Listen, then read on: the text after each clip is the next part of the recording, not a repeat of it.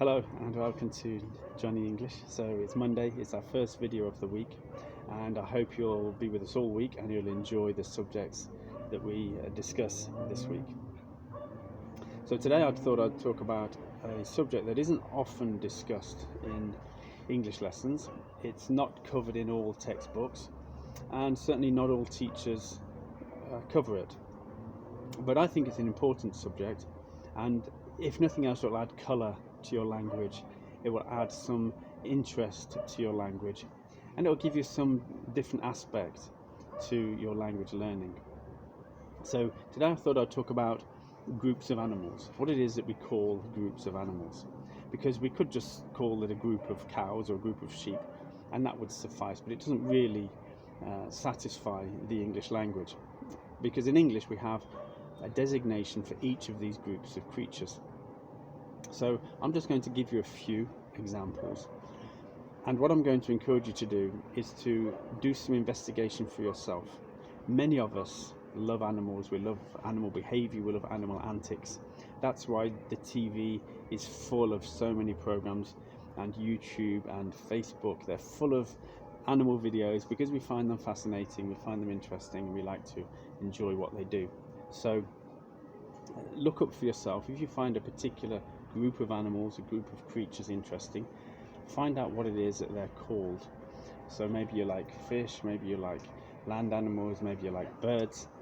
So if you find one particular group more interesting than another, find out what that group of animals is called, and it will add something to your language and your understanding. So let's get on to the animals. So we have a group of cows. A group of cows, they live in a herd of cows, as do antelope and other creatures that are similar to cows. Grazing animals often live in herds, whereas sheep, smaller animals like this, sheep, they live in a flock. So we have a flock of sheep and we have a herd of cows. Predatory animals like wolves, they live in packs, a pack of wolves or a pack of hyenas. They live in these groups, and it's, as I've said, very often used to designate these kind of predatory hunting packs.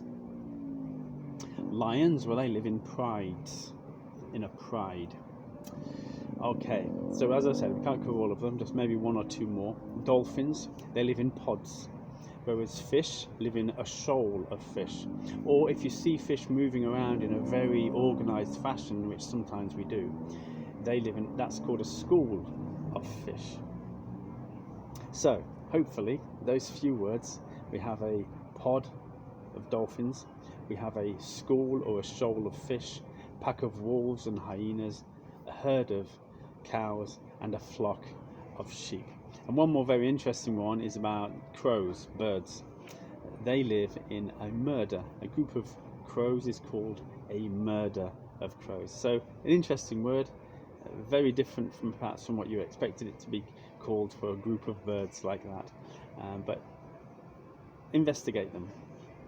Look at what you find interesting and add to your vocabulary, and you'll have some fun with the language. So thanks for tuning in, and I look forward to tomorrow.